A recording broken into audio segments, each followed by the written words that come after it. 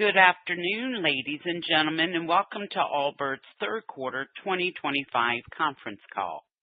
All participants have been placed in a listen-only mode. After management's prepared remarks, there will be a question-and-answer session, at which time instructions will follow. Now, I would like to turn the call over to Christine Greany of the Blue Shirt Group. Please go ahead. Good afternoon, everyone, and thank you for joining us today. With me on the call are Joe Vernachio, CEO, and Annie Mitchell, CFO. During this call, we will be making comments of a forward-looking nature. Actual results may differ materially from those expressed or implied as a result of various risks and uncertainties. For more information about these risks, please review the company's SEC filings, including the section titled Risk Factors in our report on Form 10-Q for the quarter ending June 30th, 2025, for a more detailed description of the risk factors that may affect our results. These forward-looking statements are based on information as of November 6, 2025, and except as required by law, we assume no obligation to publicly update or revise our forward-looking statements.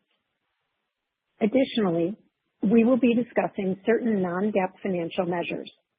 These non-GAAP financial measures are in addition to and not a substitute for measures of financial performance prepared in accordance with GAAP. A reconciliation of our non-GAAP measures to the most directly comparable GAAP measure can be found to the extent reasonably available in today's earnings release. Now, I would like to turn the call over to Joe to begin the formal remarks. Joe? Good afternoon, everyone. Thanks for joining us today.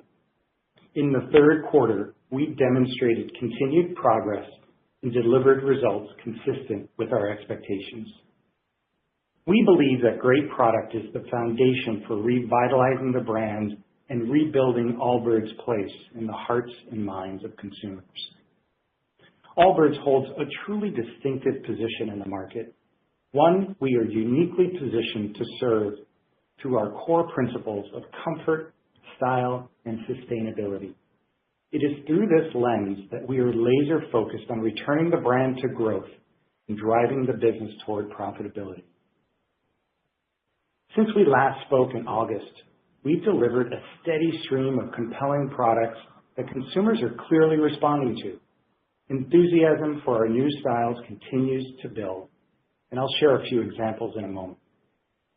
While the majority of the new products are elevating the brand and performing well, some of our foundational franchises, such as the original Runner, have been slower to rebuild. This underscores that rebuilding our brand perception is a process that will require sustained execution across multiple product cycles. Importantly, the positive momentum we're seeing for new products affirms that we're on the right path. It's undeniable that the products we've introduced over the past several quarters are the strongest we've delivered since the early days of the brand. The team has done an outstanding job creating a line that will serve as the foundation for years to come. One of our most successful launches this quarter has been the debut of the Wool Cruiser in September. The court-inspired silhouette introduced in a spectrum of 19 colors. To mark the moment, we teamed up with the Pantone Color Institute to launch 5 exclusive shades celebrating self-expression. What's interesting is that the most vibrant colors are selling out first. Normally, our natural tones lead in sales, but with the Cruiser, it's shades like Blossom and Citron that are leading the pack. These distinctive colors are becoming a form of branding in their own right, instantly signaling Allbirds. Paired with a comfortable, easy-to-wear silhouette and the right price point, the Wool Cruiser is clearly hitting the mark and is poised to become a key franchise for the future. Later in September, we launched our first 100% waterproof collection in 3 silhouettes, and it has quickly become another standout performer. The collection is redefining what waterproof can be: comfortable and stylish, while still delivering true performance. In its first month on the market, it is exceeding expectations and proving that Allbirds can offer full waterproof functionality without sacrificing the comfort, style, and sustainability people have come to expect from us. In our new relaxed category, designed for life in and around the house, we introduced a slipper collection that is a top seller today. To round out the season, we introduced the Kiwi collection this week, indoor-outdoor styles, including a mule, a clog, and a low boot. They're cozy, easy to slip on, and intentionally casual, exactly how people dress today. This is an additive collection that builds on our core and shows how much opportunity there is for future growth in this category for us. In the back half of the year, we aligned our marketing efforts to directly support our evolving product engine. We shifted to a steady rhythm of mid and lower funnel marketing, focused not just on driving traffic and conversion, but also on building long-term brand equity. Our program centers on 3 priorities: partnering with the right influencers and collaborators to spark awareness, highlighting product utility to drive conversion, and increasing both the volume and variety of the content to accelerate growth. We are deploying a deliberate mix of traditional media, performance marketing, PR moments, and brand activations, each reinforcing the other. Notable examples this quarter include our Wool Cruiser launch event with Pantone, a significant increase in influencer activation, and strategic celebrity seeding, all helping to create a cultural relevance and expand our organic reach. As we deliver on our product and marketing work streams, we are also focused on creating a standout experience for our customers, both online and in store. We continue to deliver fresh new floor sets to our retail stores. And importantly, we relaunched our website in July, which transformed the look and feel of the site. Our goal is to refine the customer experience at every moment of the shopping and purchasing journey, from richer storytelling on the home and landing pages to more utility and clarity on our PDPs. We're also redesigning every communication and touch point in the post-purchase experience to ensure it feels thoughtful, seamless, and brand-centric. We're delivering a clearer expression of our values and a greater sense of care with every interaction. In short, we're making it easier and more enjoyable for customers to discover products and complete their purchases.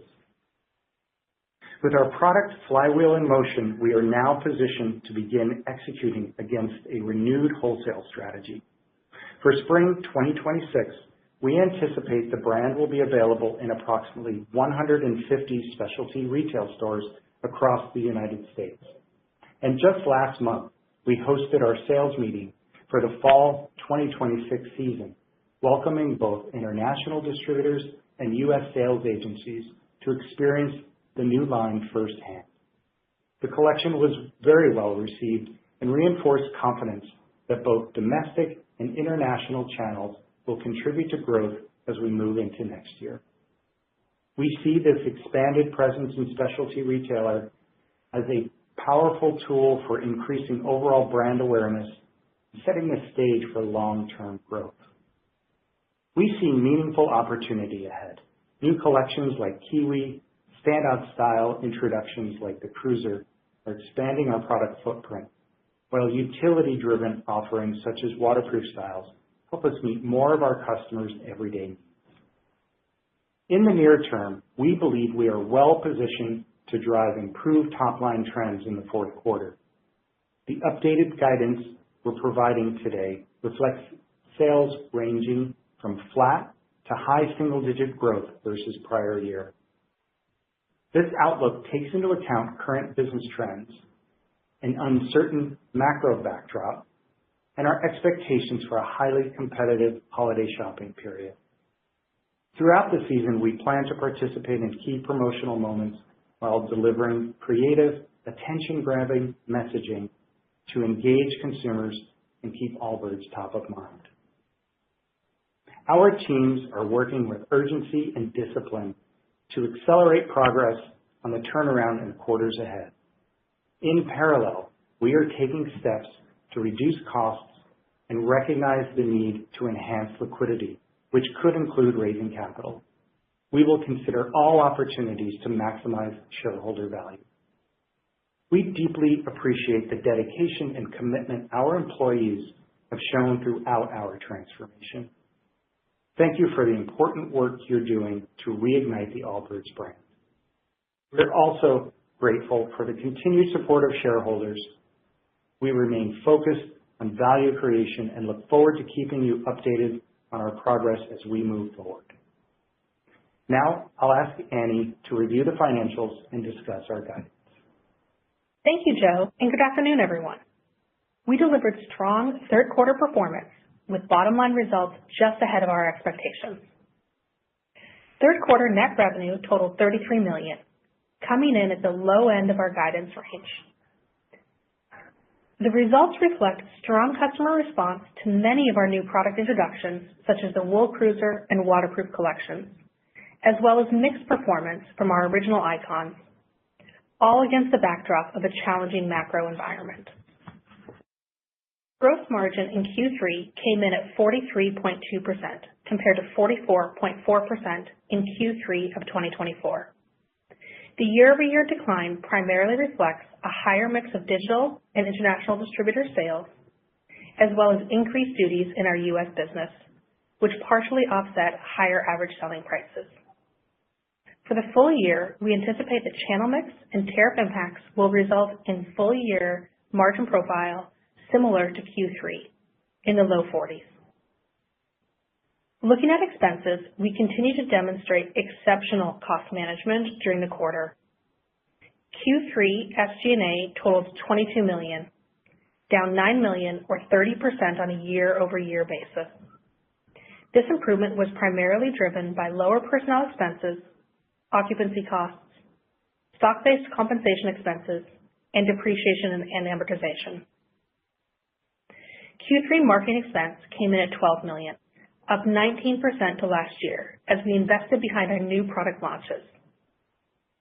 We continue to expect that full-year marketing expense on both a dollar basis and as a percentage of sales will increase compared to 2024. Our strong gross margin profile and strict cost control enabled us to deliver bottom-line performance slightly above the high end of our guidance range, despite top-line results that came into the low end of our expectations. Q3 adjusted EBITDA loss totaled $15.7 million compared to a loss of $16.2 million a year ago. Looking at the balance sheet, we ended the quarter with $24 million of cash and cash equivalents and $12 million of outstanding borrowings under our $50 million asset-backed revolving credit facility. Inventories totaled $43 million at quarter end, down 25% year over year. Operating cash use totaled $15.2 million. That's up sequentially from Q2 as planned, reflecting higher marketing spend to support our new product launches, as well as our seasonal working capital needs. While the financing steps we took mid-year provided us with added flexibility, we are exploring options to improve our liquidity position in the quarters ahead. We are diligently managing costs and taking immediate actions to capture incremental expense savings across such areas as headcount, occupancy, and technology. Moving now to guidance. We are updating our top-line outlook and reiterating the midpoint of our full-year guidance range on the bottom line.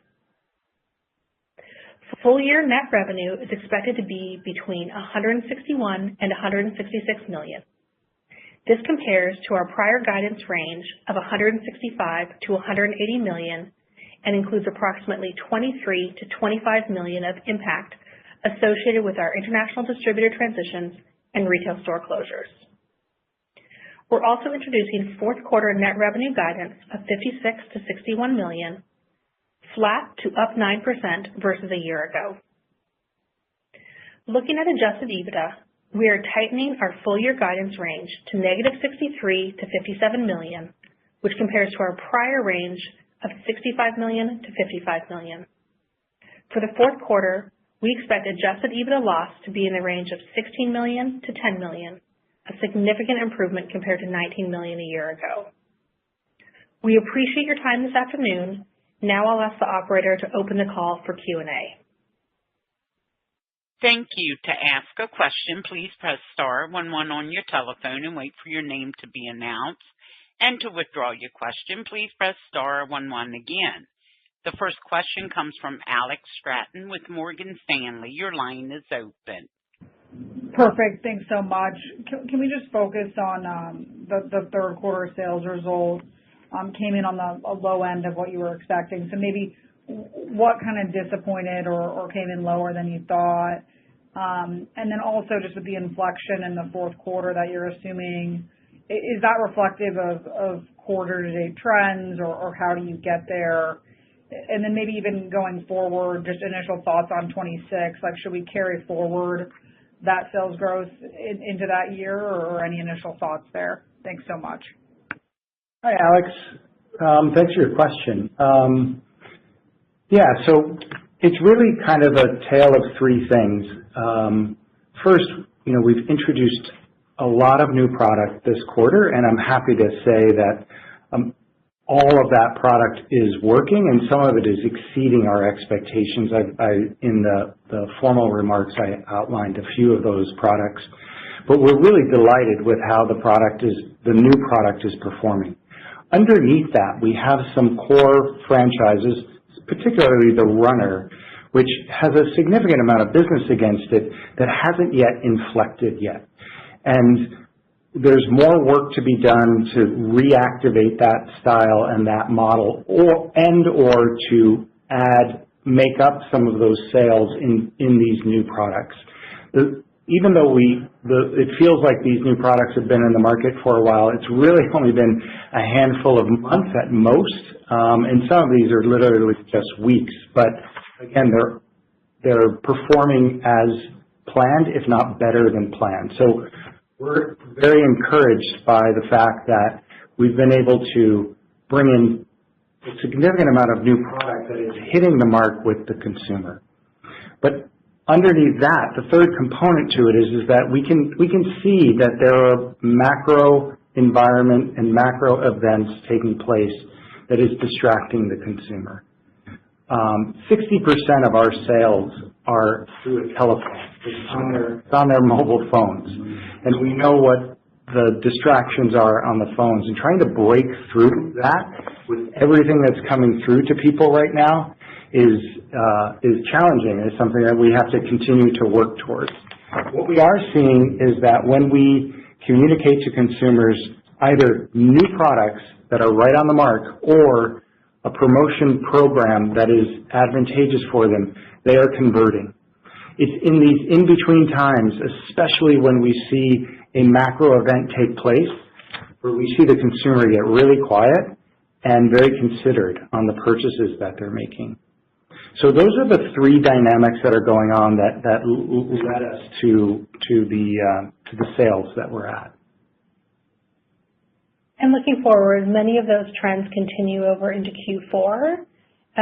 But when we take a step back and look at how Q3 evolved, we were introducing more product each month. And so each month, results got a little bit better.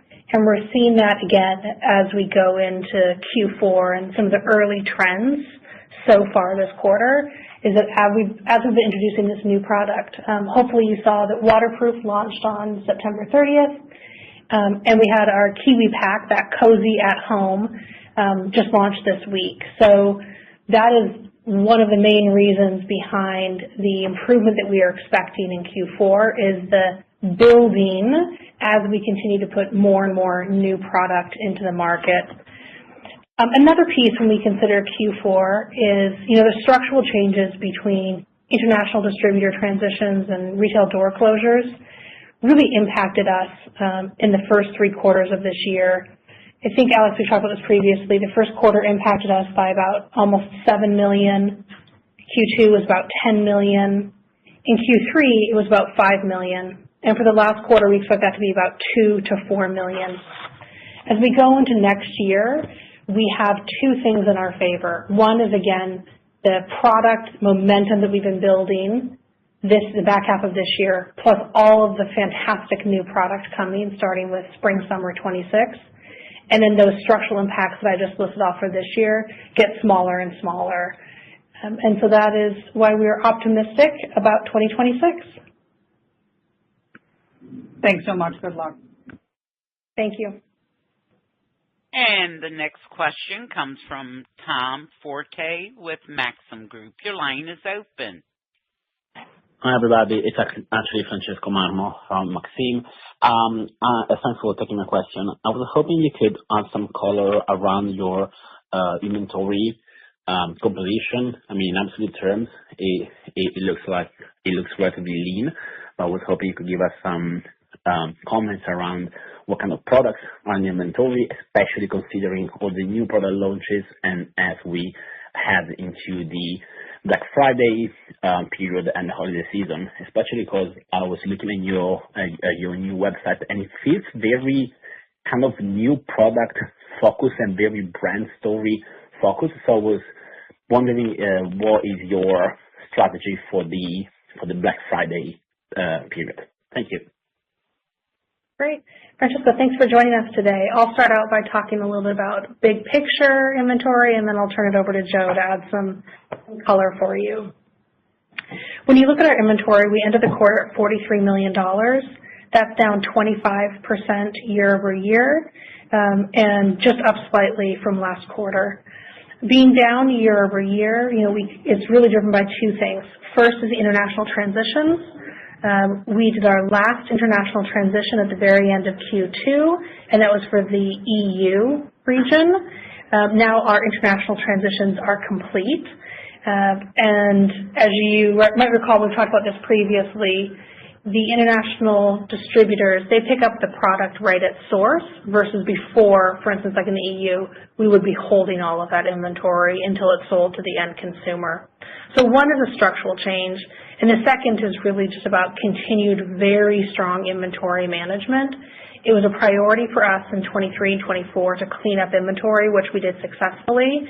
And really, it was in service of all of this new product coming. We wanted to make sure we were as healthy as possible and had great process and rigor around inventory, knowing that we were excited to invest in all of the new product coming. So with that backdrop, Joe, do you want to add some color? Yeah, and I'm glad that you asked about inventory. It is a big focus of ours. When you bring in a lot of new product, you have to be really cognizant of inventory and make sure you stay focused on that. So that's something that we are very rigorous about and keep our eye on for sure. You talked about what the website looks like. I'm glad that you feel that it looks very brand-centric and is telling a story. That was our objective. We launched the new site in July, and part of it, a big portion of this was to be able to get our story out there, to be able to tell great stories about the product and have a lot more opportunity to share different aspects of the product on the PDP and the landing pages. You asked about what our strategy is going into Q4. We anticipate that it's going to be a competitive marketplace in Q4. We think people are going to be looking for promotions, and we have our normal preparation for, all the different aspects of Black Friday, Cyber Monday that we will need. We will have different products that we'll put up and take down in order to create some rhythm to the promotion. We're not going to be precious. We know we need to compete and we need to be in the market. Otherwise, we will lose our share. So we've got a very rigorous Black Friday, Cyber Monday plan queued up, and we are going to be executing against it. Right. Thank you very much. Thank you.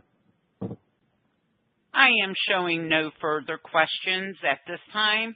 I will now like to turn the call back over to Joe for closing remarks. Thank you, everyone, for joining. We'll see you at the next quarterly review. This concludes today's conference call. Thank you for participating, and you may now disconnect.